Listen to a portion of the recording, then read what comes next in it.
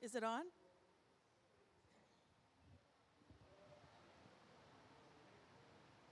Oh, right here?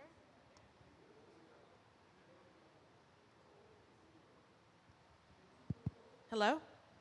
That's it. Good afternoon, everyone. Good afternoon, everyone. Good to see you all here. It's been a long day and a long week, and I know that we're all low energy, but you guys are really going to enjoy this panel. We've got some amazing designers and really beautiful images, so there's a lot to see. So I'm going to take a minute and invite you all to move closer. If you would like to get a better view of the images, feel free to move on up.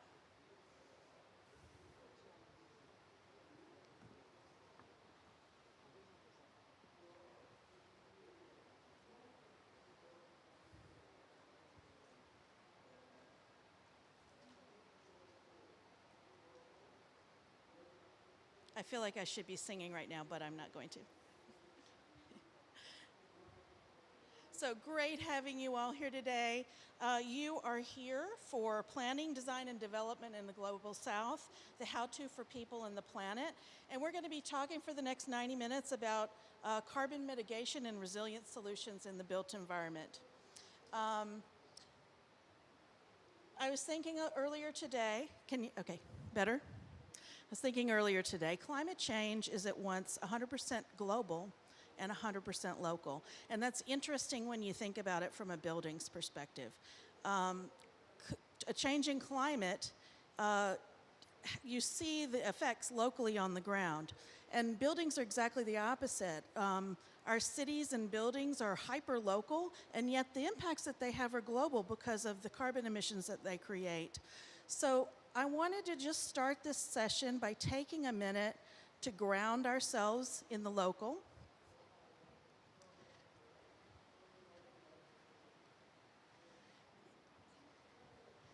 And I found this beautiful poem by a Bedouin poet from this region. And I'm going to read it, and we're going to just think for a minute about what our special places are. O Valley, your love is a home for the soul's joy. Whenever I see you, my heart grows. I come to you in longing, full of pains. My soul returns to me as I approach your grounds. So I love that. Your love is a home for the soul's joy. So I'd like to invite you for just a minute, if you're comfortable, to close your eyes and take a deep breath and think about the place that is the home for your soul's joy.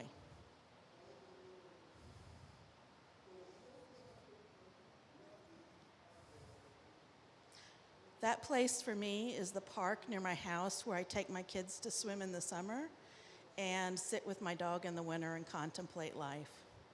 Is there anybody that would like to share their place before we get started?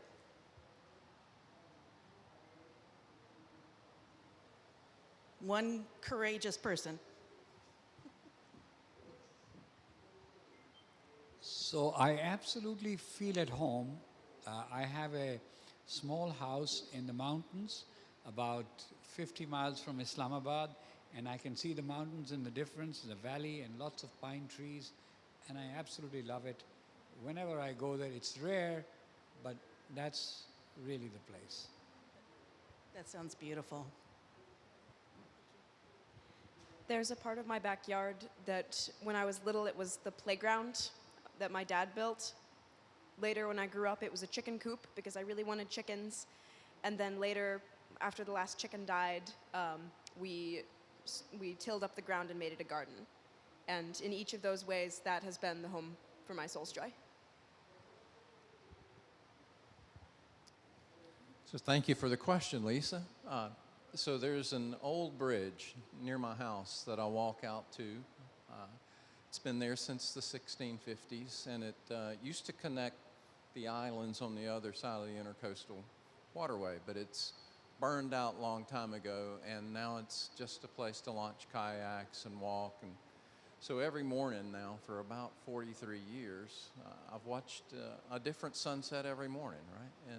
And taken pictures of many of them. So documented the experience, go out, sit and watch sunrise, sunset almost every day. That's beautiful. Anyone else? Well, those are great examples of how places affect us. And we're going to be thinking about places for the next 90 minutes. So I'm Lisa Richmond. I am a senior fellow with Architecture 2030, and we, along with ASHRAE and the International Network of Women Engineers and Scientists, are the hosts for this panel this afternoon. Architecture 2030, sorry, I'm juggling too many things with my hands.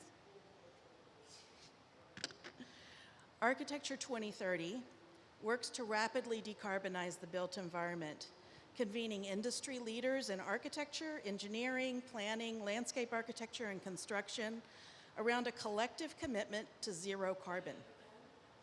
ASHRAE is a global society advancing human well-being through sustainable building systems, energy efficiency, and indoor air quality. Through research, standards, and education, ASHRAE shapes tomorrow's built environment today. And the International Network of Women Engineers and Scientists is a global network of women working in the STEM fields that builds a better future through full and effective participation of women and girls. And the thing that all three of our organizations have in common is a belief that the design of our built environment is going to have a major and potentially defining impact on the future of our climate and our planet. I'd like to just take a moment of gratitude and thank the United Nations and our hosts here in Egypt for allowing us to talk with you today. So I'm curious in the audience, how many of you are working in a field related to buildings and cities? Everybody, all right. And how many of you are already familiar with the statistics around the impacts of building on carbon emissions? All right, very well-educated audience. So we all understand how the manufacture of building materials, building operations, and construction process itself are a major source of greenhouse gas emissions. That means that the design of our buildings, landscapes, and cities has a tremendous impact. You probably then are already familiar as well with the fact that the majority of the built environment in Africa, Asia, and the Middle East hasn't been built yet. The majority has not been built yet. So that is a lot of design, building, and construction that's going to happen over the next few decades to do several things: to close human development gap, to accommodate growing populations, and to adapt to the increasing impacts of climate change. And that's a huge opportunity to elevate the unique assets, resources, and knowledge of those that are leading design in the global south. And those are the folks that we're going to hear from today. Solutions that are being applied right now on the ground in Africa, Asia, and the Middle East. And we're hoping that you will leave with a sense of possibility and signals about what the future might hold.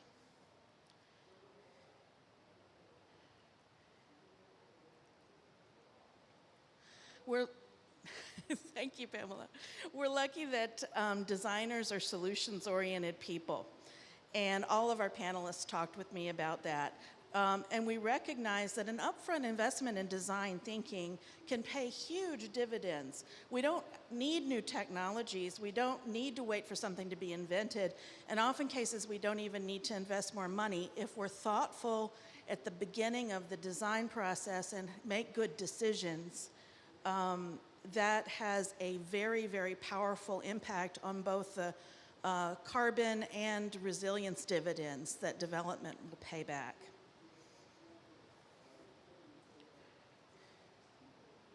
So before I introduce our panelists, I'm going to just share a brief video, keynote video with you by Architecture 2030's founder, Ed Mazria, and Maren McDade, who is the program manager at Architecture 2030.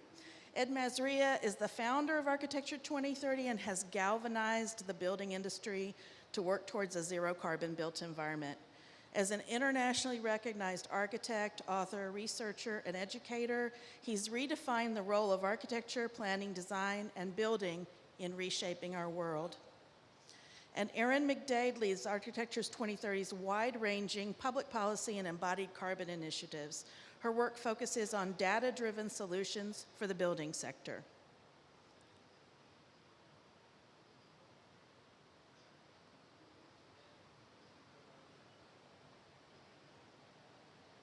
Hi everyone.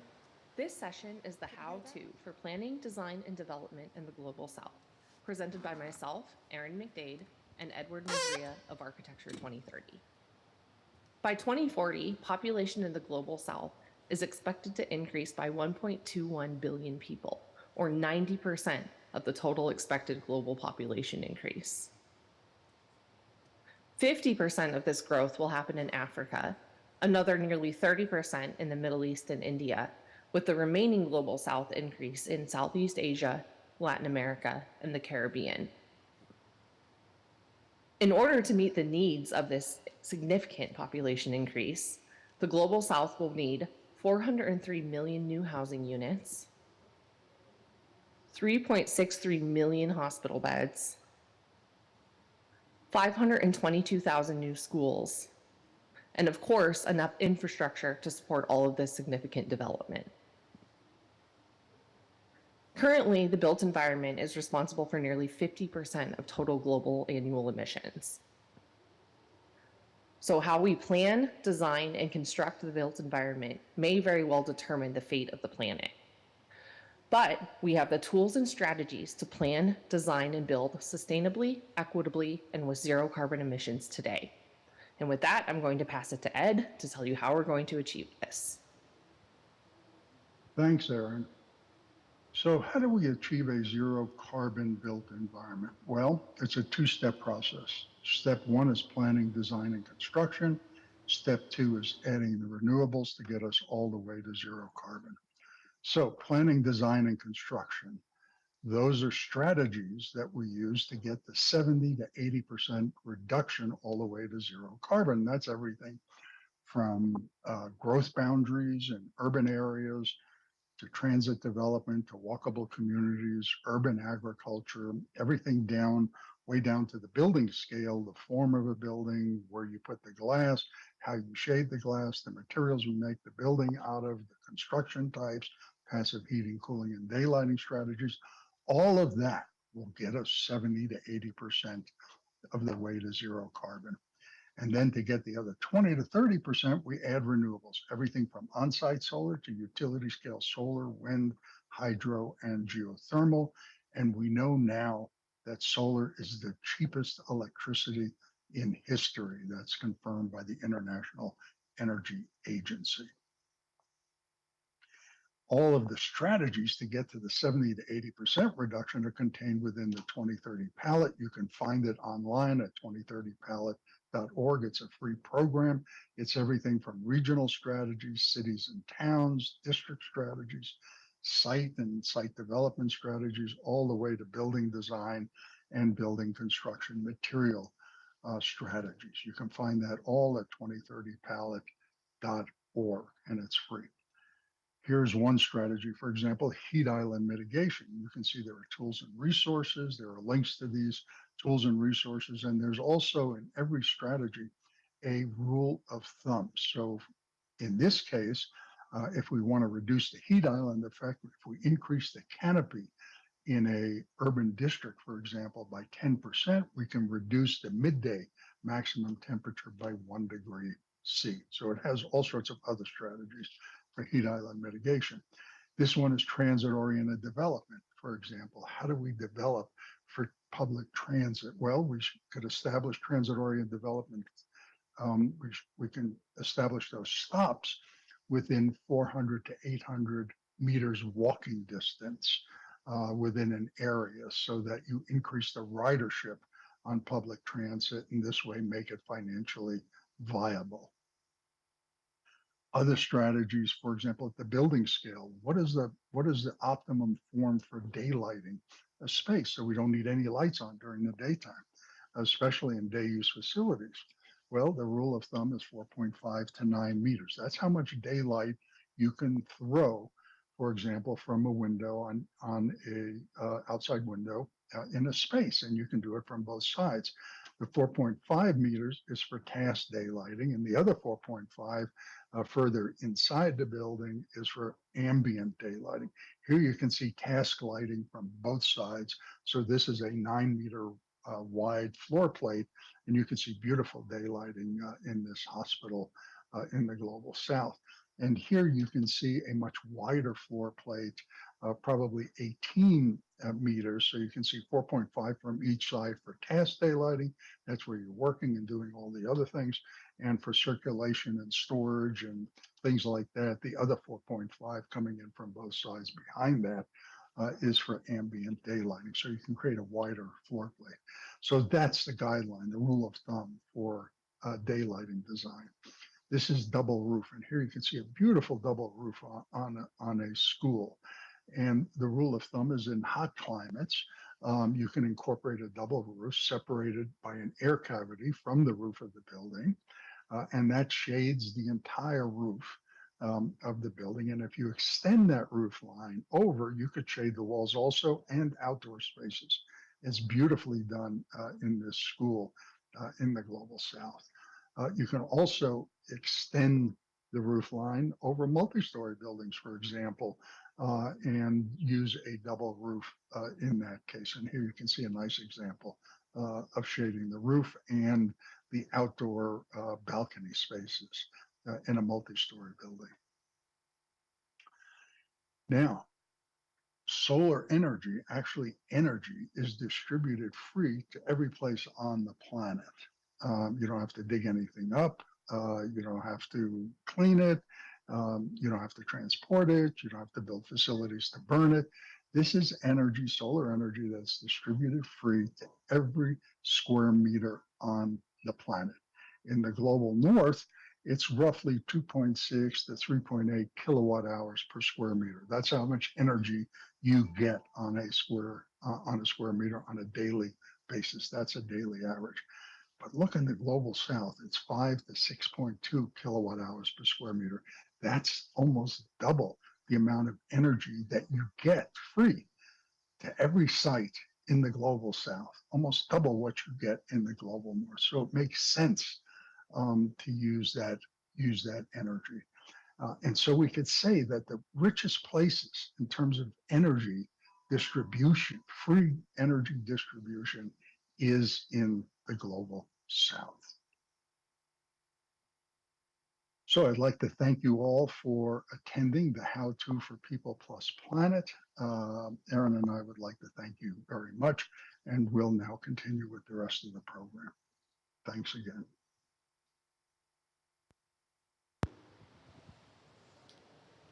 So thanks to Ed and Aaron. And now I would like to invite our panelists to join me on stage.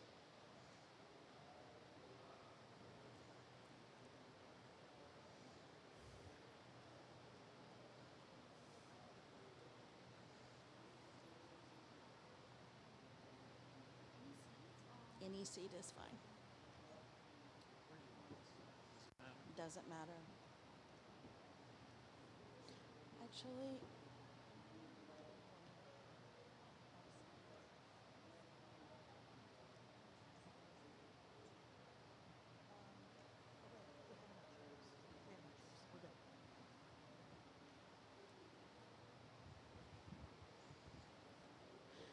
so with us today are designers that are working at all scales of building, from the individual building all the way up to city design, and we're going to go from larger to smaller. And I'm going to introduce each speaker individually right before they speak. So our first speaker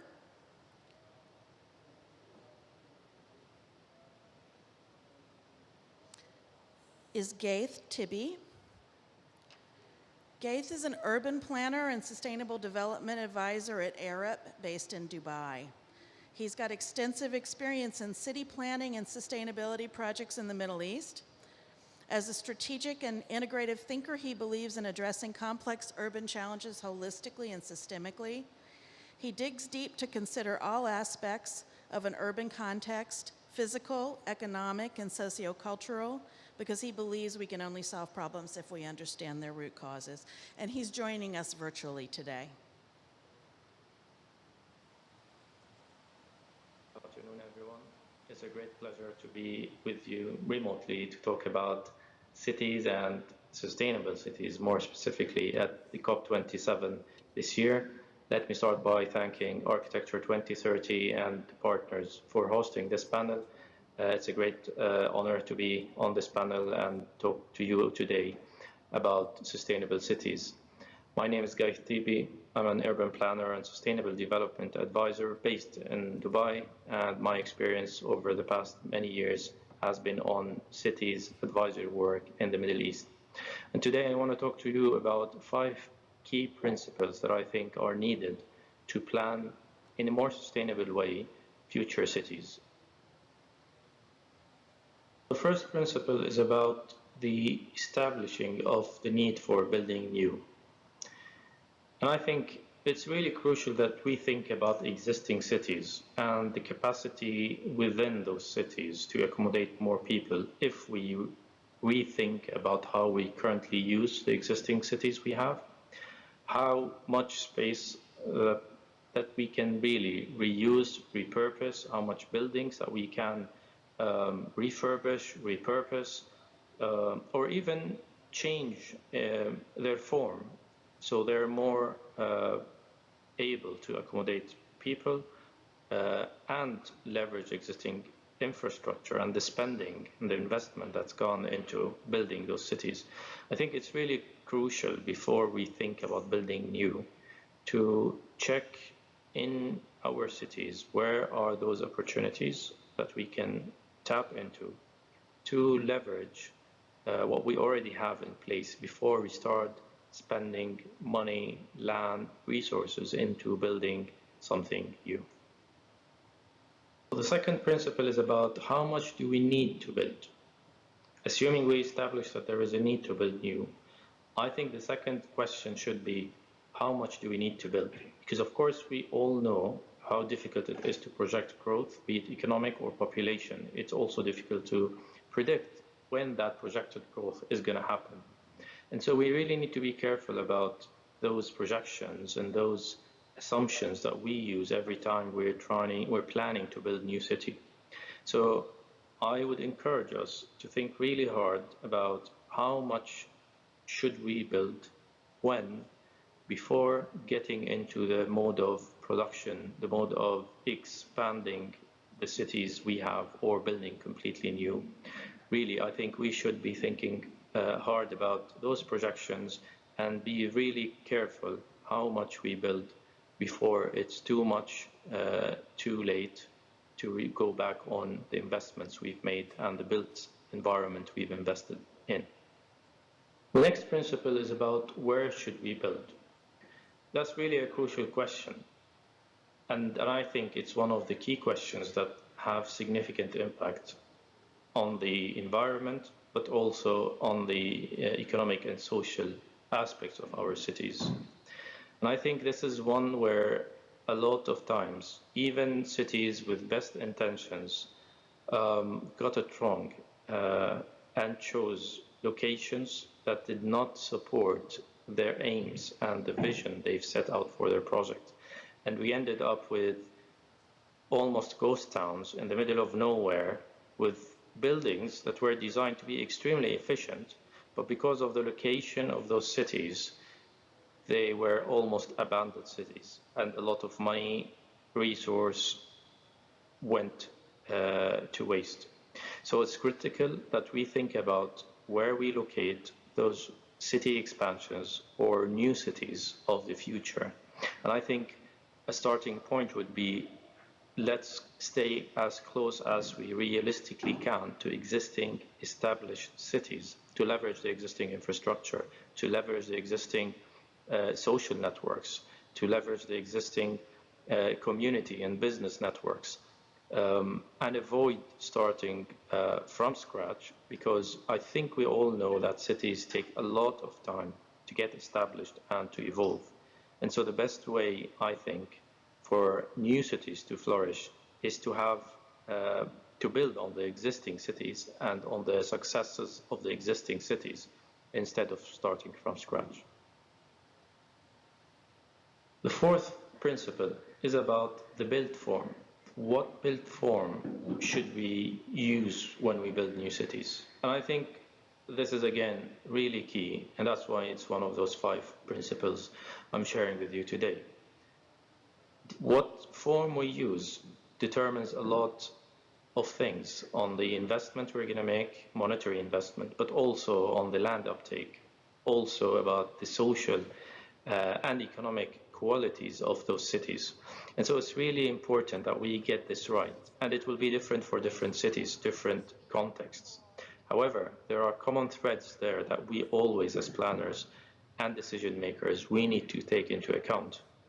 We need to think about how much land we have, how much resources will be spent depending on what built form we choose to build. And so I think this is really key, and it has to be considered every time we're thinking about building a new city. And I think we have plenty of examples around the world of different built forms and how those impacted people's lifestyles, people's livelihoods, the environmental conditions of those different built forms on their surroundings, and over time how those evolved. So it's really important principle that we should take a lot of care of when we're thinking about building new cities. The last principle is about dealing with the impacts, reducing the impacts of what we build. Because let's face it, we will need to build new cities. We will need to build expansions of the existing cities. And so when doing so, and after we've gone through the 4 principles that I just ran through very quickly, I think the 5th principle is about we still have to do what we can, the best we can, to reduce the impacts of what we decide we really have to build. And that's to do with environmental impacts of what we build, but also the social and economic impacts. Because again, I think our cities are much more complex than what some might think, and therefore focusing only on the environmental side of things is not exactly the best way forward or the most sustainable approach. So I think we need to keep in mind the social, the economic, and the environmental impacts of whatever it is we decide that we're going to build, and try and reduce those impacts as best as we can. On this slide, I really tried to summarize the 5 principles I ran through today with you. And so I think if we think about it, we're talking about first, let's try and build nothing if we can. That's really the starting point. That's the best way to reduce every impact we possibly will have if we build anything, right? So if we build nothing, there won't be any environmental, social, or economic impacts. So let's try and do that. That's the easiest way to reduce our impact if we can. But again, realistically speaking, we will need to build new, and we will need to expand some of our cities. And so when we have to do that, then let's try to build less.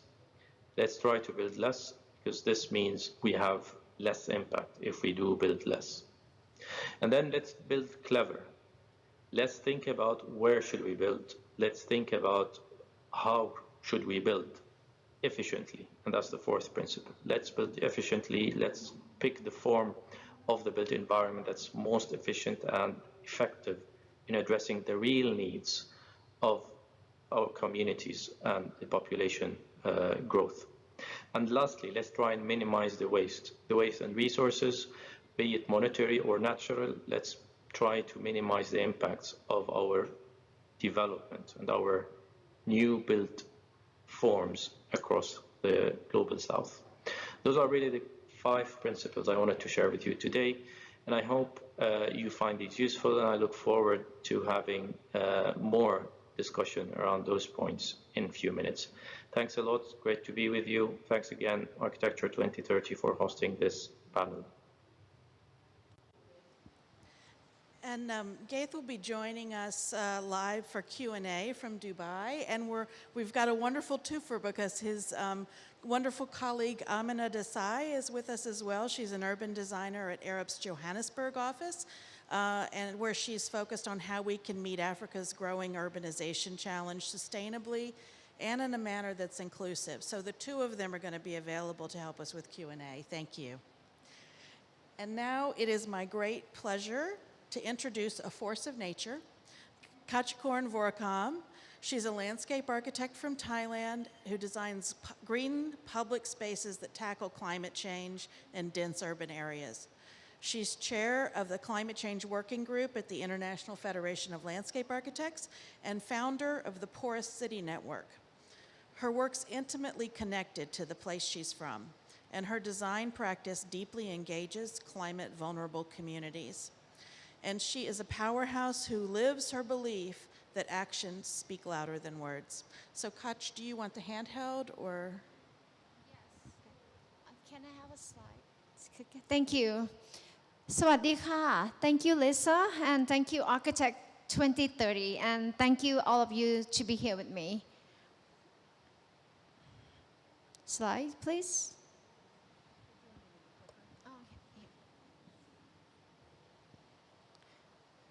Should I be at the podium? So, okay, maybe better. Yes, love to be standing up.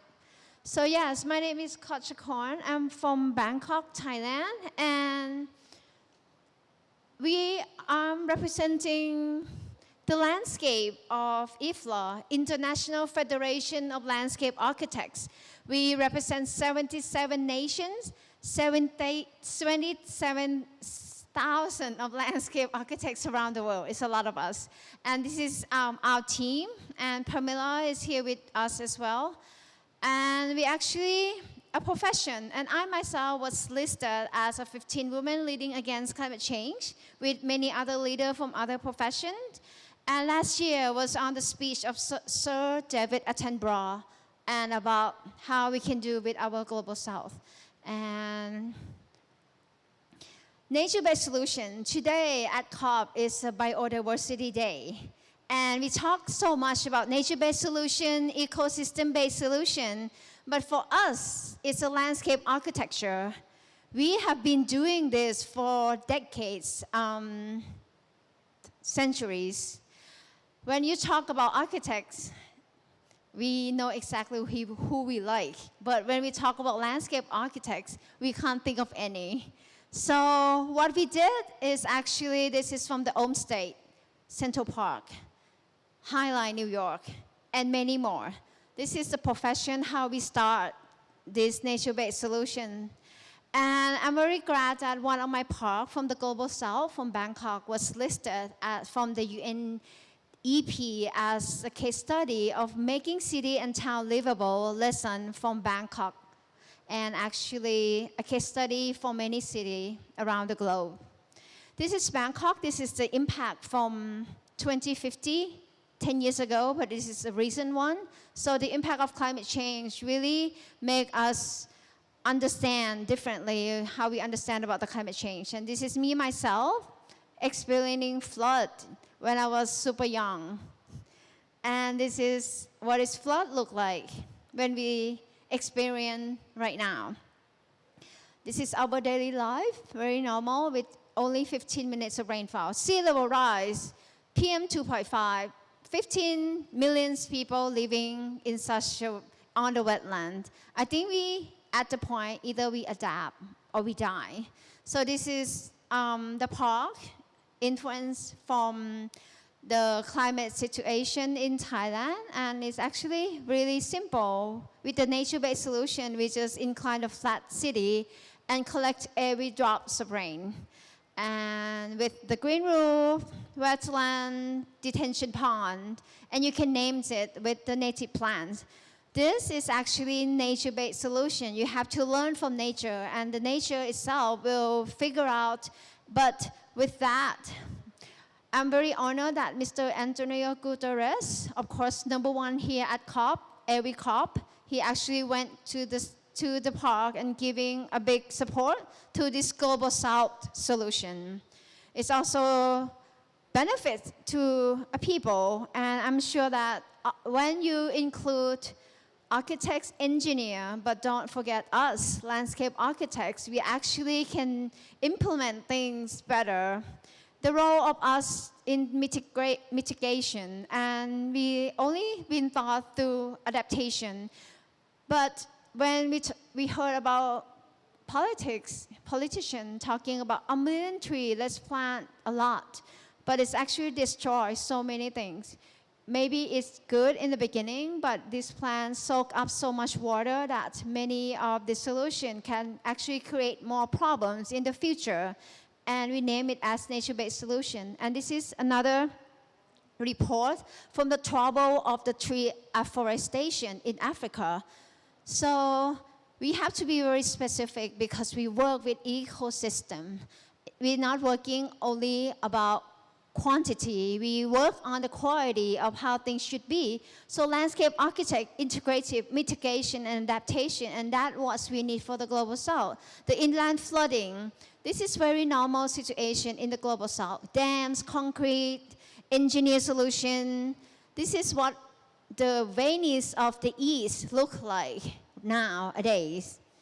And this is how we did, working with the governor of Bangkok to really change all this canal. 1,600 canal around Bangkok, it looks like this.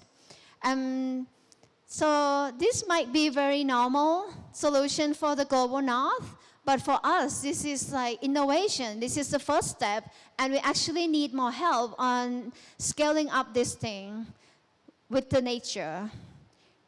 Urban heat island is we actually come from the tropical country. You think like we are very used to heat, but actually all this heat actually increasing the use of the energy in the building if you don't think through the landscape as well. This is the work that I'm working with the engineer and architects to come up with the biggest rooftop in Asia.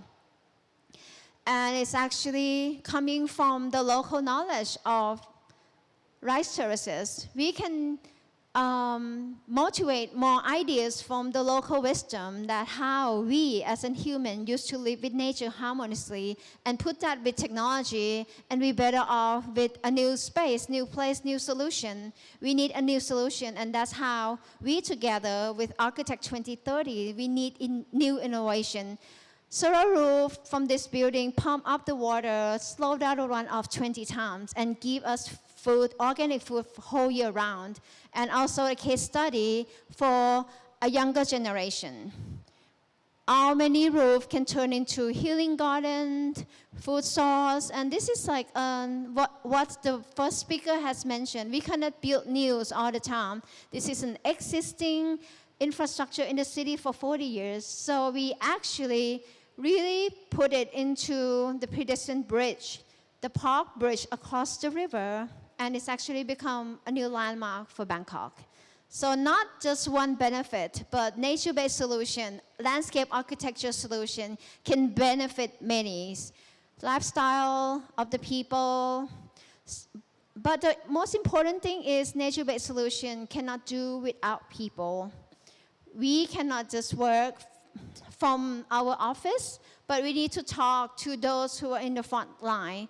And our work in Bangkok, also working with informal settlement. This is people from Lat Pao Canal, which is flooded really heavily. When it's flooded, the whole Bangkok, this is the lowest part. And whole city of the water is actually go to their community to go to the river. So we need to work with them, talk to them. And this is another case study. We're working with the local government, learning the flood. This is nature flood. People need to move. Lots of money, maybe from Green Fund develop GCF to Thailand, but they actually end up building more dams. The red line is actually the line of the dam. The whole water is gonna to have amount of flood, so it's gonna flood more to the next community. So why we need to build dam?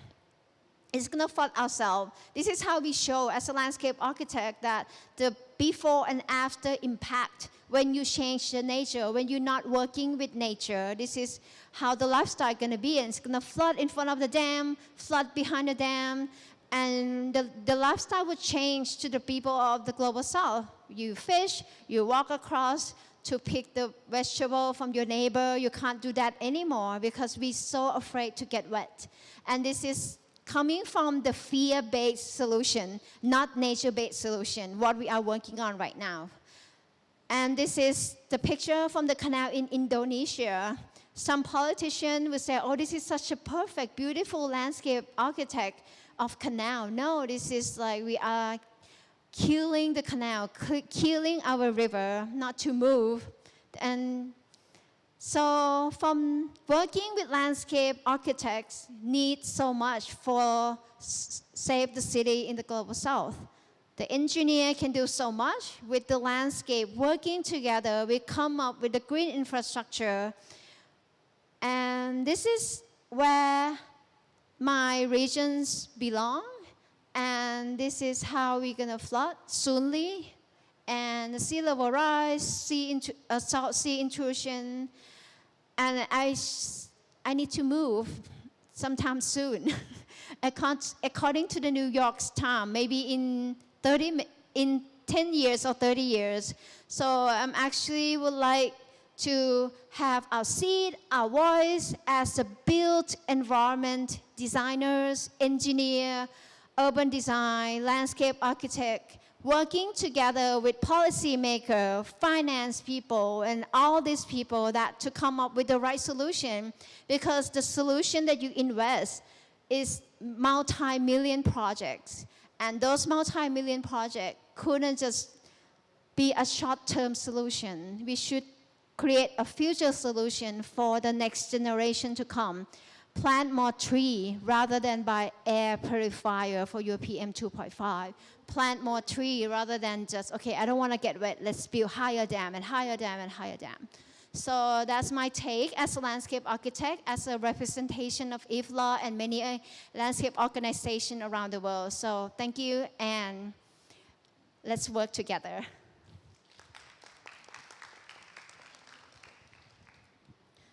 Thank you, Koch. And that call to collaborate is something that I think all of you are addressing. So that would be a great thing to talk about at the end of the panel. Thank you. It's my great pleasure to introduce our next speaker. Imen Makhlouf is a civil engineer from Tunisia with 20 years experience in transportation and energy infrastructure across Africa. She believes her role, I love this, she believes her role as a human is to serve in her capacity as an engineer. And she wants to bring greater attention to climate challenges in the infrastructure design field. She is joining us as a delegate of the International Network of Women Engineers and Scientists, and she's personally an outspoken advocate for gender equality and empowerment of women. She says her superpower is empathy, and that's a tool that she uses to fully understand the problems her work is addressing. Thank you, Imen. And do you have the clicker?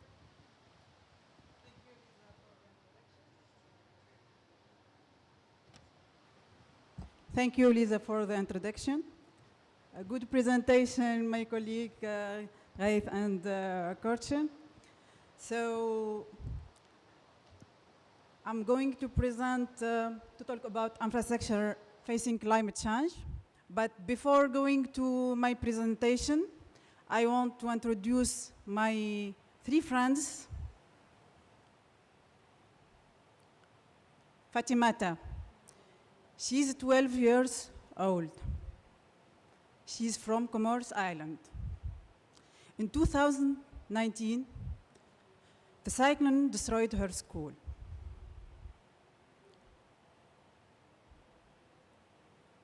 Kayla, she's from Gabon. She's 6 years old. Each day, she walks more than 3 kilometers with her brother to collect water. And Zainab, she is a Tunisian girl. She is 10 years old. She lives in a rural area. Flooding destroyed most of the rural area. So before talking about climate change and infrastructure, keep in mind my three friends. So we make sure that we leave no one behind. By 2050, the world's population is projected to be at 9.8 billion, and the urban population to almost double to 6.3 billion. This growth of population translates rise in water consumption, use of more energy resources, increase in electricity. Consequence, depletion on natural resources, overuse of global resources, water, food, forests, degradation of environment, global warming, rising sea level, climate change. So to support this increase in population, we need to address how to design and build the infrastructure in the most cost-effective and climate-conscious ways, to adapt design criteria and standards to address different cultures, priorities, energy resources, climate impacts, funding sources, and local priorities.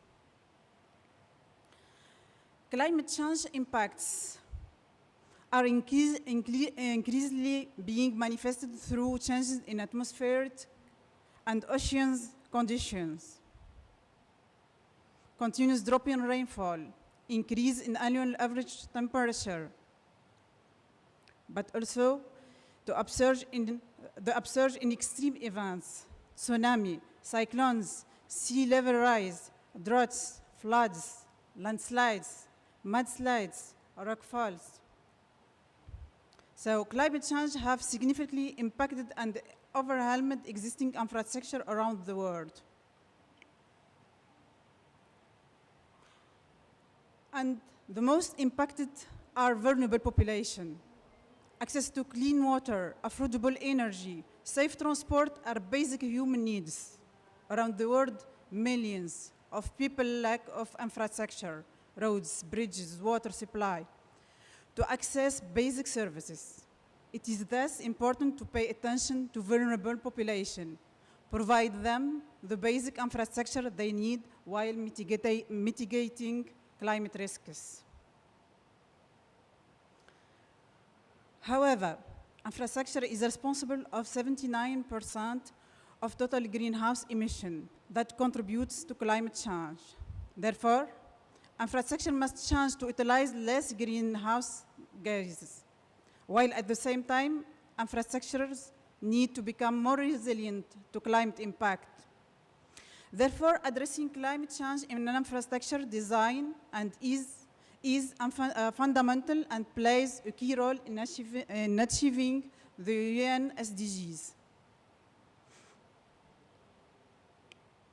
Infrastructures are designed and built to the code and standards that existed when they were constructed. However, embedded with these codes and standards is the assumption that climate is stationary.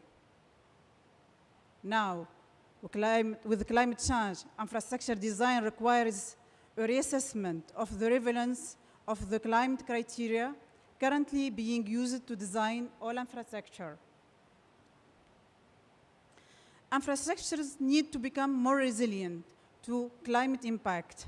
Roads and bridges need to be built with different materials and are adapted to withstand higher temperatures and more powerful storms.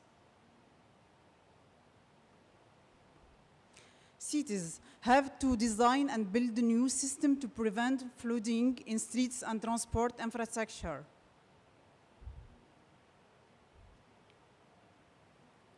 Some regions have to find ways to limit landslides and erosions.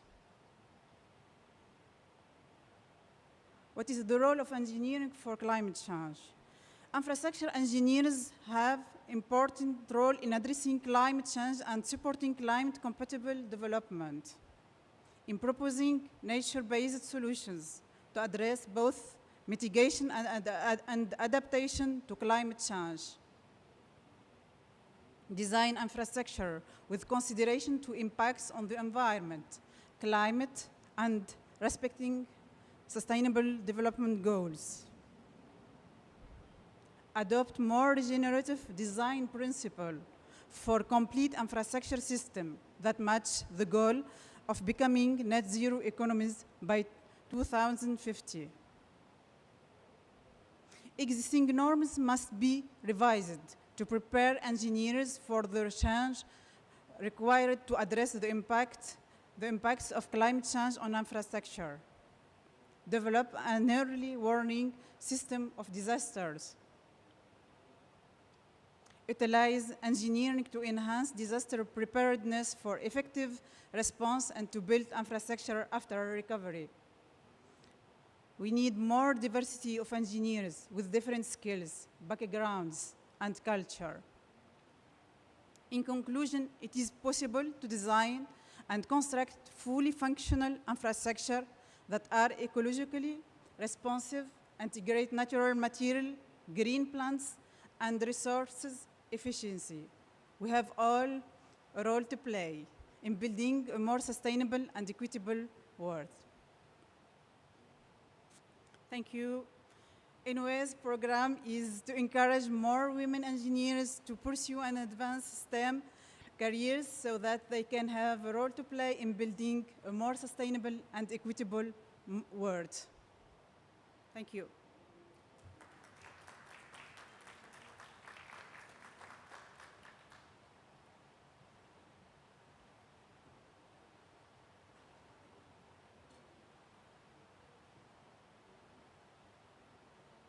Thank you. Thank you.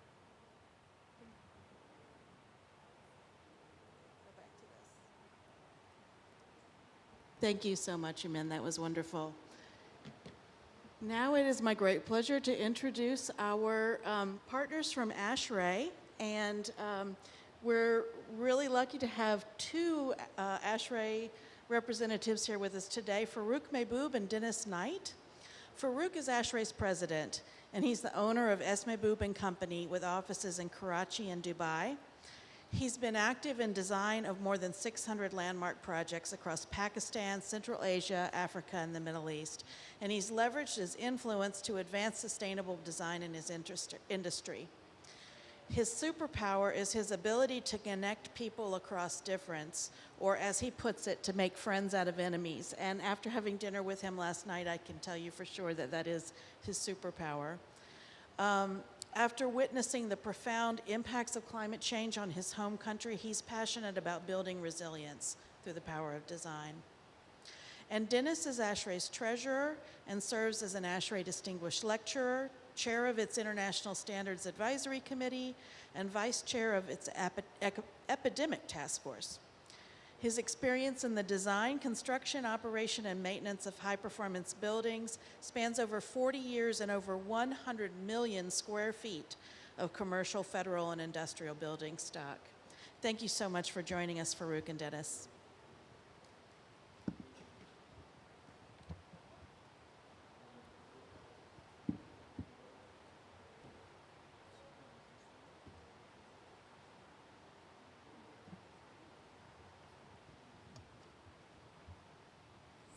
Good evening, everyone, and thank you, Architecture 2030, for having us. It's a pleasure being here.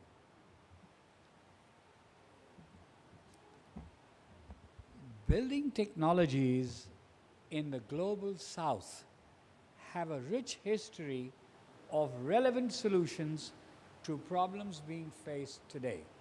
So what I'm going to talk about is leveraging the solutions of the past to get to the future. The challenges which face the global south in addressing the crippling impact of extreme weather events resulting from global warming include a scarcity of financial resources, a lack of stable and reliable electric power, water shortages, and water shortages. Hang on, just give me a second. I'm not so good with computers. How do I slide this? Dennis, can I use your one? No. Here we go. Oh, all right. I'm just getting to my notes, so if you bear with me a moment. So we're talking about financial resources not being there, electricity and water not being available, and water quality being poor. And these are some of the issues the Global South is facing. But the Global South can leapfrog the development of technologies in the Global North by employing passive strategies and utilizing high-performance materials and equipment. So we take the solutions from the past, we apply the technologies of the day, and perhaps we can leapfrog to the solutions that we need today. So I'm going to share some examples of sustainable buildings from the past to just indicate that sustainability is not a concept that we've invented today, and it has existed for long periods of time. Here are some pictures of the Mughal fort at Lahore, which was built in 1556. And what does it feature? It features walls of brick and lime mortar, which is a very sustainable material. The U values for these walls are better than our latest standards today. And they had cool roofs to keep the buildings cool in summer. They had solar hot water, and they used screens coupled with misting fountains to combat the searing heat of the day and to cut glare. So most of these design approaches, which are passive, are applicable today. We must not forget these approaches, and we can develop them in ways in which they can be adapted and incorporated into modern buildings. Many countries are developing cooling plans as part of their commitments in COP, and these technologies can be incorporated in these cooling plans. Sorry, I need to go. Yeah. Here is a picture of the statues of Sima Malakaya, and this is a temple in Bera Lake in Sri Lanka, which was designed by Geoffrey Bawa, who was a founder of tropical modernism, as he called it, a design movement with a sensitivity for local context, combined with form, which made modernism and synthesized it with the functional relationships and the environmental responses needed with material and light and air. And many of Baba's buildings work with natural ventilation using passive strategies. So these are just another example. Now, going forward, on the screen, you'll see the winning entry, which was a project from the Solar Decathlon in 2018 in the UAE. And this was a combined arrangement between the United Arab Emirates Water and Electricity Authority and the US Department of Energy. And this building is the winning entry from Virginia Tech, which took first place. And it shows how traditional concepts of sustainability have been adapted to state-of-the-art versions. You see the screens, you'll see the double walls, the roofs are solar. There's so many of the features and strategies that were in old buildings have been brought in a 20th century concept here, 21st century concept here. So we learn from the past to build the future. And for the South, it's always going to be passive because of the constraints in resources in terms, as I said, of finance, of electric power, of limitations on water use. And that's where our friends from landscape architecture can help us greatly by making sure that the landscape architecture does not, as Scott said, eat up all the water. So I'm going to hand it to my friend Dennis for the next part of this presentation. Thank you, Farooq, and thank you, Lisa, and all of my colleagues on the panel for putting this together for us today.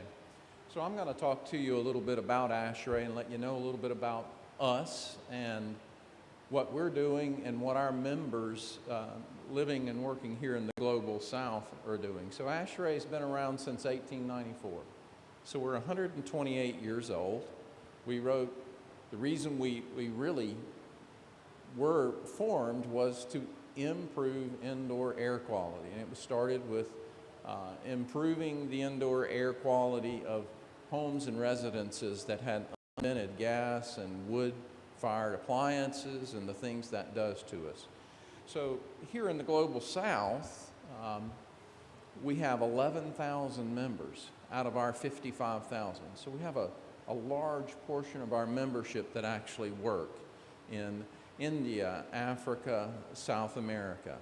And all of those engineers, they live, they work, they play, they go to school and work in this area, and they're doing some amazing things that are already helping. We've had the energy code now since the 1970s to improve our energy efficiency. But here's some of our members, and they work with, none of us does any of this by ourselves, right?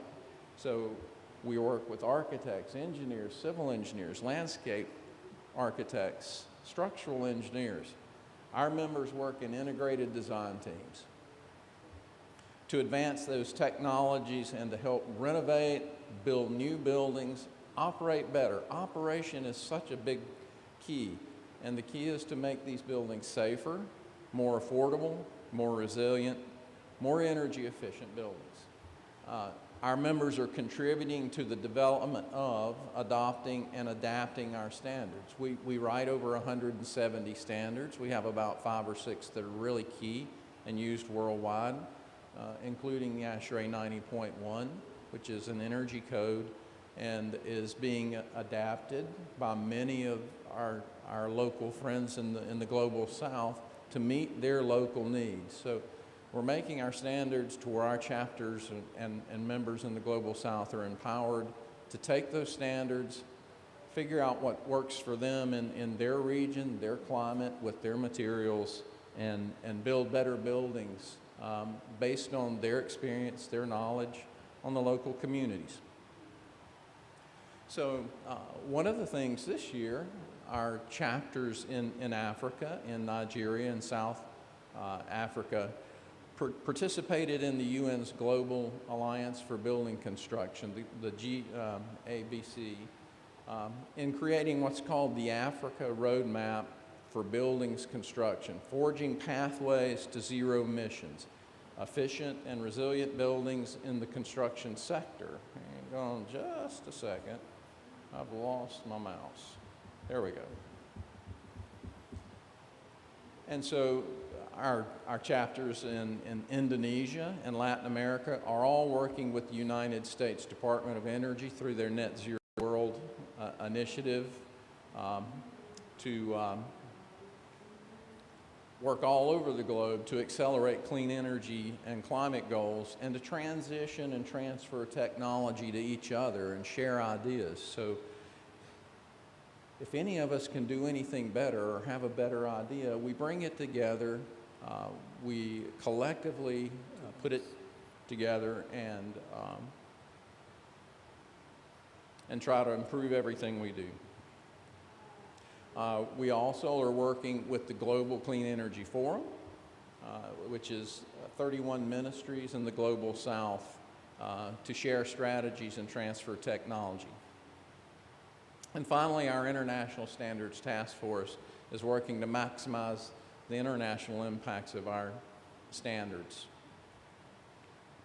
And then last for me, before I turn it back over, I'll go through a couple of things, is Farooq and I have been holding with our board of directors and with our leadership global summits and industry roundtables around the world throughout this year to develop roadmaps and action plans to support a healthy and sustainable indoor environment across the planet.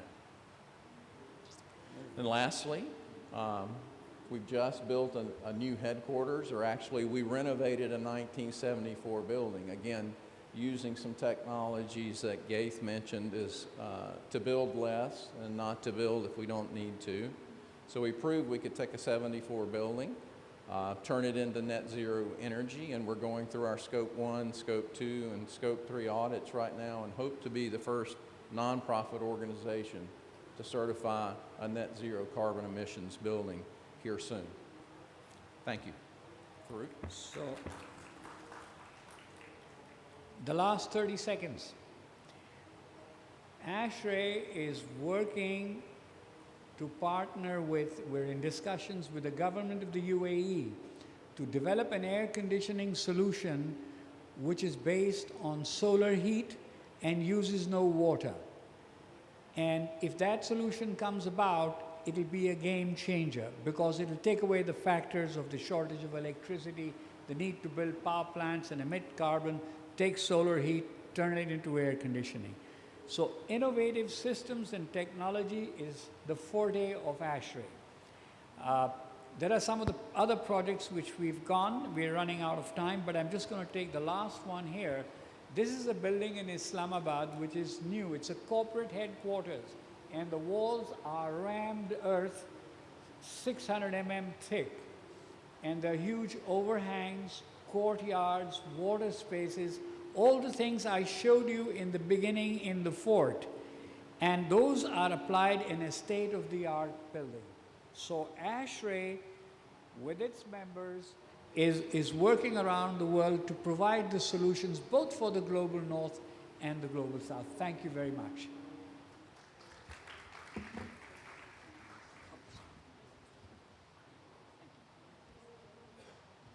Thank you, Farooq and Dennis. And you mentioned a couple of things that I'm hearing sort of across the board. One is drawing on natural processes, and another is taking an asset-based approach. So I think those things we may want to talk about after the presentations. Our final panelist is Noella Nibakuze, who's the design director at Mass Design Group in Kigali, Rwanda, where she works in architecture design, building technology, and sustainability. She has a particular interest in projects that have a positive impact on vulnerable communities in Africa, and she hopes to improve people's lives through built environments that promote sustainability and justice. As a good listener, she seeks to make her projects culturally relevant by bringing community expertise to the table. And like Imen, she's passionate about supporting young women pursuing STEM careers. Noella said something in our conversation that really should have been the title of this panel. She said, "We need to build right if we are going to build more." Thank you, Noella.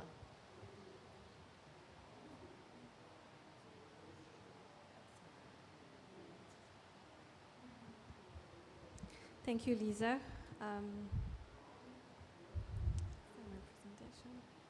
So I'll be presenting to you an ambitious project we did at Mass, the Rwanda Institute for Conservation Agriculture, which I'm going to shorten for RICA. So this project was funded by the Howard Buffett Foundation, and it was supported by the government of Rwanda. And I'll use it as an example to talk about building materials that are healthy and low embodied carbon. So for this project, Mass engineered, designed, prototyped, and tested local low embodied construction materials. Also, this university is expected to be the first climate positive university in the world by 2040. So we started by looking at the challenges Rwanda is facing that RICA can try to solve. Population growth and climate change are putting immense pressure on the land that we have. Rwanda is the most populated country in Africa, especially because it's small, and by 2050, the population will double, about 25 million, which means we're going to have more people to feed and less land to farm. Also, climate change leading to long period of droughts and heavy rains that are damaging the infrastructure. The campus is located in the east of Rwanda, one of the hottest and arid area. It's about 1,500 hectares. We have about 69 buildings on about 150 hectares of land. And it's also home of the woodland savanna forest, the only the second one in Rwanda. There are only 2. And the campus was designed on the principles of conservation, agriculture, and One Health. The mission of the campus, working closely with our partners, the government of Rwanda, RICA, and the Howard Buffett Foundation, is to train the next generation of leaders in conservation agriculture that attain healthy and sustainable food independence in Rwanda. So every decision we made in terms of design and construction had to reinforce this mission. So we asked ourselves, how can we balance One Health, low FAB, and climate positivity, carbon positivity. Being such a big site, we were particularly thinking on how we can place our buildings by using the land to the best as we can. As mentioned, the savanna forest that we left intact. This campus had also been home of an agricultural facility for many years. That means we placed our buildings on already disturbed soil. So we have our first-year housing or first-year farms and agriculture-based enterprises close to fertile soil. And we have our animal enterprises located on slopes and soils that were based for livestock. The government of Rwanda wanted that the students graduating here, about 80% should become entrepreneurs, come up with co-ops to influence the agriculture of Rwanda and internationally. So it's super hands-on. The first-year farms will experience the life of a typical farmer in Rwanda, really using traditional ways to farm. And as they move in their second and third year, they're gonna learn about agricultural value add from raw harvest to processing and to sale. This is a recent image of the campus. We have figure 8, which is the year 2 and 3, and the first-year farms below it. So we wanted this campus to be hands-on by emphasizing on collaboration and mentorship. Another image showing further away the faculty housing, and much further on the west we have the enterprises and also housing. Again, really trying to emphasize on collaboration and social cohesion and mentorship between everyone. And in between, we have farms, and we also have test plots to show some native plants that we hope the students will be elaborating on. So as we know, the building industry is the biggest contributor to greenhouse gas emissions. And per IPCC, in order to limit our temperature increase to 1.5 degrees, we need to halve our emissions for both operations, but also construction. So the campus was designed on the principles of low energy and passive design. So all buildings are naturally ventilated, natural lighting, also really taking advantage of the good climate of Rwanda. But also it's also 100% off-grid, where we have a 4-hectare solar farm feeding the whole campus, and we also extract lake water, treat it, and to be used in the campus for both potable and unpotable water. For this campus, now talking about materials, we were intentionally wanted to reduce the embodied carbon of all the buildings, and we achieved 2/5 compared to global institutional buildings of the same type. So RICA is actually towards half that is required per IPCC. And I want to show you how it was achieved. On my left, you have business as usual and what we did at RICA, where we really measured all the materials we used. So instead of using a steel roof structure, we used a timber roof structure. All our walls are non-fired earth walls, rammed earth and CCBs, and also a stone foundation instead of a concrete strip foundation. So this is a typical representation of all the buildings at RICA, where we have stone foundations, non-fired earth-based walling, compressed stabilized earth blocks and rammed earth, and a wood frame roof structure, and terracotta tile roofing. And this is for all the 69 buildings. So briefly about timber, we use timber for all our roof structures, and some of the columns. And the timber really guided the shapes of our buildings, where you can see here we have the sawtooth. I will show you the butterfly after. But also because we insisted on the workmanship, we did not need any ceiling reducing the materials we had to use on this campus. So we choose timber over steel because timber is 1/10 of the embodied carbon compared to steel. And even the small embodied carbon we had in our timber was for all the steel connections. And this does not include the embodied in the timber in its raw form. We had to compare. As we know, steel, it's readily available, it's cheap, it's fast, and it's already proven durability. However, it has a high embodied carbon. And also, if we're choosing steel over timber, we're not supporting the local economy because all the timber was sourced locally or regionally. Just an image showing the rafters construction with the steel connections. This is another shape that we had, the butterfly roof from the timber construction. Earth was a big driver because our walls made up 25% of the entire structure of our buildings. So we opted for rammed earth and CSCBs. And from our early measurement, we realized that CSCBs are actually half of embodied carbon compared to other walling. But you can see that reinforced rammed earth is a little bit higher compared to concrete blocks. So we were intentionally on using the rammed earth on not everywhere, reducing the amount of rammed earth and increasing the amount of CSCBs. The supply chain was also very easy to trace because all the earth was from site, the 1,500 hectare site. So it's a long process, but this is the amount of calculation we went to measure the embodied carbon. And also realize that when you source locally, you can understand the impact you have both on the environment and on the people economically.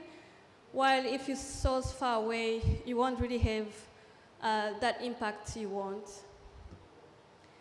All the blocks were manufactured on site as well. We had about 80 blocks manufactured per day, and the only foreign material was cement, which made up only 1/20th of the block made. This was to stabilize the earth blocks. Stone foundation, again, instead of the typical concrete strip foundation, and we realized that stone is actually 2/5 compared to concrete in terms of embodied carbon. And that will end that from what we learned at RICA using non-fired earth, we worked with the government of Rwanda and other institutions to come up with a guidance on how to use adobe blocks in the construction industry. Because even though this is a very old technique, we wanted to show that it can be used in a more formalized and safe way, and now it can be used in the whole country.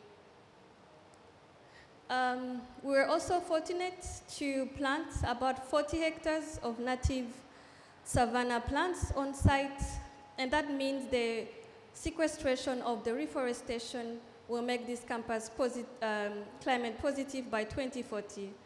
And I will end by saying that it's too late to do less harm. We need to remove what we've been putting in our atmosphere. We need to be regenerative. Thank you.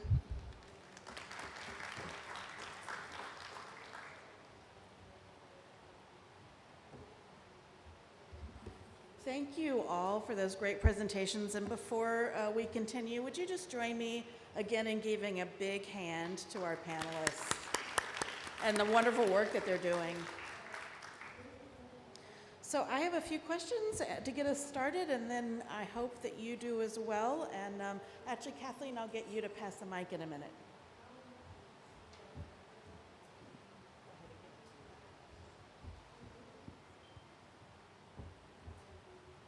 And just so, audience, you're aware, if you see us doing this, we've got some very persistent flies up here on stage. So that's what's going on. So Noella, you were just talking about, Oh, wait, do we have our virtual participant? No? That's okay, we'll put Amina completely on the spot, and she's going to do great. So, Noella, you were talking about using local materials and local techniques, and Farooq, you've spoken about that as well, and contrasting it to the tendency for international development projects to create juicy contracts for outside experts to come in and provide expert solutions. And I wonder if you could talk about that a bit more, Farooq, and what it takes to rebuild that local skill set and encourage that. I would be frank in saying that what happens in the global south is that you get a lot of expertise from the north, which is natural because that's the more developed part of the planet, and so there's a lot of knowledge flowing out of here. But there is, in my opinion, a lack of understanding about local conditions and about the need to build within the constraints of those economies. Mm-hmm. A $20 billion airport is hard to justify in the ambience of the climate situation that we are facing. Sorry, can you hear me? Hello? We've Oh, got sorry. some feedback. So, as I'm saying, the knowledge comes from the global north, but there is not always the understanding of the situation on the ground in the economies of the south. And so solutions that are proposed are high-tech and expensive and sometimes beyond the ability of those nations to fund them. And I give you an example that if you build an airport in an underdeveloped country, which is a couple of $1 billion, then how do you equate that with having spent that money to maybe mitigate and adapt climate change, which is far more pressing issue? So there's a need for local expertise to be married with that knowledge. And that is where the passive strategies of the buildings from the past can be used when they are coupled with all the modern technologies. And I think that's the way forward. Kotch, you have drawn a lot on the wisdom of the communities that you work with. You mentioned rice terracing, for example. Can you describe a little bit about your process to draw that knowledge out of local experts? Yes, I guess from the climate solution, we need to understand our land, and our land is so different. Our problems are so different. And with the climate change, everything will be uncertainty, everything will be unexpected. So the nature that we understand is actually very new. So to understand that, how we're going to live with these challenges, how we're going to live with this change, I think we need to learn from the past and actually integrate the technology that we have now together. It couldn't be copy-paste. It couldn't be the Netherlands solution to the flooding of Bangkok. So I think that's the global south and the global north is actually a good collaboration. But if the local people, the people from the ground, will not accept or be part of the solution, how could we maintenance that things? And by understand that, I think it's good to understand not indigenous people, of course, but maybe just like 50 years ago, how can we live with nature? How can we live with the rain? How can we nurture or cherish the flood or the seasonal change? Because right now, the city don't want to get wet or don't want to change. And we talk so much about adaptation. But once again, we adapt nature all the time. We never adapt ourselves to the change of the nature. And I think that's the key problem of adaptation, that the mindset, the mind shift is not there. The foundation of understanding of adaptation is still us adapt something, us adapt nature. But no, it's actually we have to be part of that adaptation. And we need to learn from maybe locality from South America or whatever, but put it in our language. I think that's the key. Thank you. And Noella, when you and I spoke on the phone before the panel, you talked also about the importance of changing the narrative of beauty. So it's not just about functionality, but about what our aesthetic expectations are, and how local minimally processed materials are a different definition of beauty. I wonder if you could talk a little bit more about that. Yeah, thanks, Lisa. I think for the past years, we have started looking at international or foreign architecture being more beautiful than our own local technologies, like I just mentioned about unfired earth construction, which has been a long construction in Rwanda before, but at some point it was banned because it was seen as substandard, also not structural sound. And that's when people started moving to concrete blocks, mostly, really trying to tie together beauty and climate. I mean, beauty and low embodied materials, and changing that narrative not only internationally but locally, so that people can start appreciating. I can give an example of this university where people, when they moved in, they were very surprised because they were looking for these tiles from China and glass, and when they saw earth, they're like, is this really where you really want us to work from? But with time, they came to appreciate it. So that's the narrative I was mentioning. That's great. So now I'm going to put you on the spot for something Ghaith said to me on the phone. But we've talked a lot about community-based solutions and things that are kind of coming up, a bottom-up sort of approach. Ghaith said he thinks the only way change happens is from the top down. And he was really talking about the importance of policies that shape the built environment. And he's a planner and you're a planner. So I'm just interested to hear you talk about how those two things work together, bottom up and top down. Sure, thanks. So I think, yeah, absolutely.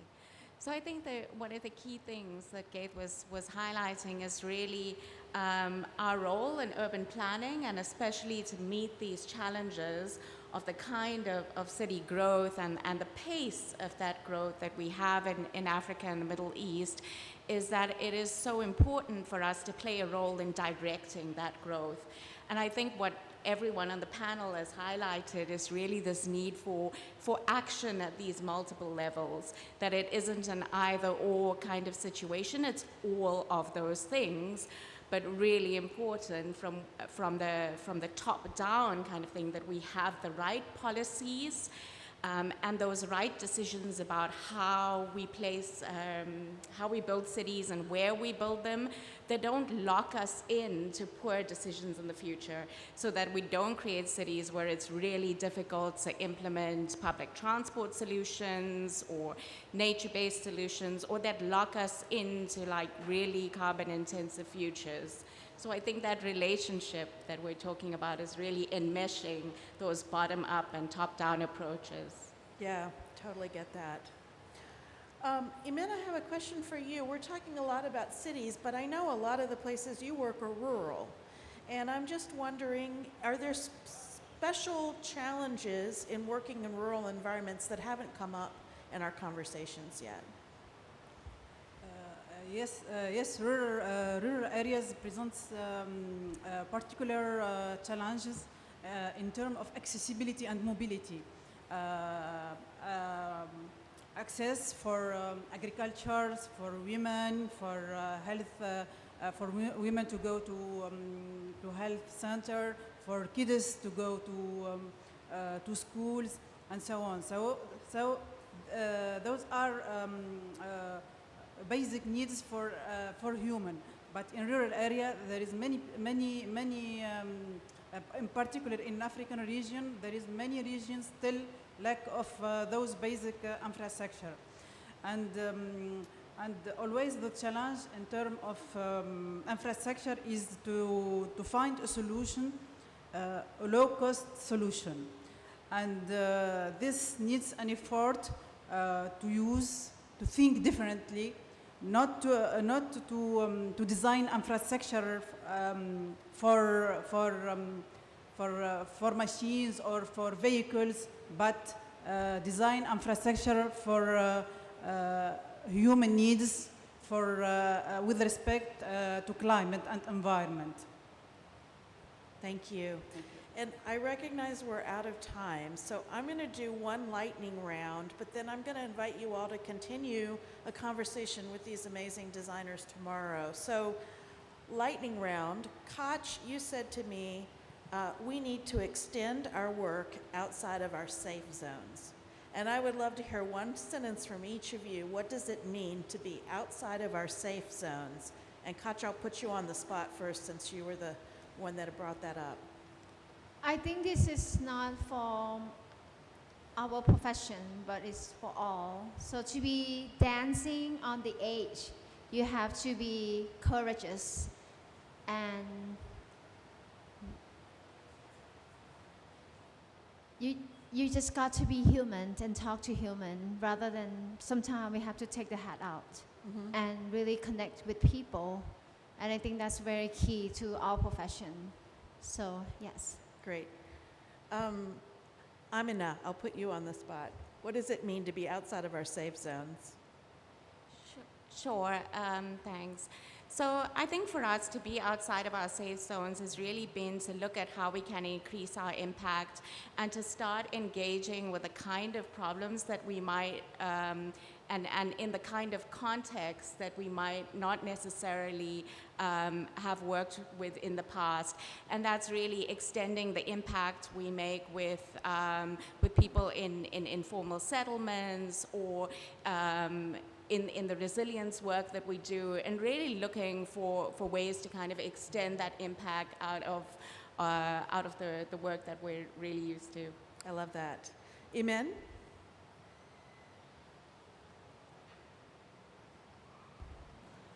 I think it's time that we all contribute from different backgrounds, from different regions, from different perspectives. We need diversity in thinking. We need diversity to approach the problematic of climate change and how to make a better future. Great. Dennis? Yeah, I think we need to be flexible and adaptable. We need to begin to work on performance standards. We set targets and let the collective and global intelligence of all the smart people on this planet put their minds together and create better solutions rather than being prescriptive and working from checklists and things like that. Sure. Farooq?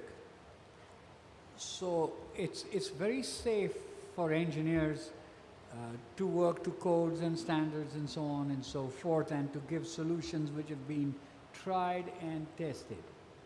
Working out of your safe zone is to look at the goals and make a call that although these solutions may apply, they're unimplementable for various reasons. And then go out on a limb and produce a design or a project which meets the goals rather than complies or ticks the boxes. That's just what I would say. Great.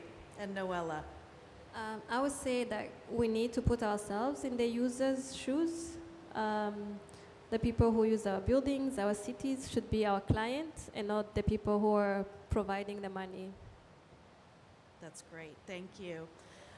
So just want to share a couple of opportunities with you. Tomorrow, we're actually going to be convening again at the Thailand Pavilion tomorrow morning, where there will be an opportunity to ask questions. That'll be an entirely discussion-based panel, and thank you to Kotch and her country for hosting us. There will also be extended webinar content from everyone on the panel, as well as some of our partners addressing this same topic, and it'll be posted online starting next week at carbon-positive.org/COP27. And Ed Mazria mentioned the 2030 palette. That's also a resource that's available online. And then I wanted to share a couple of things from our colleagues at the International Code Council. Tomorrow there's a program on adaptation and mitigation of buildings and emerging economies. Oh no, sorry. That is the publication that's just been released online that's about standards for environments that have different regulatory and economic environments. And then there's the Global Building Resilience Guidelines will also be released tomorrow afternoon at the Buildings Pavilion. So again, thank you to our amazing panelists. And thank you to our tech staff. And thank you to everybody in the room for trying to ensure that my daughters have a future. Thank you.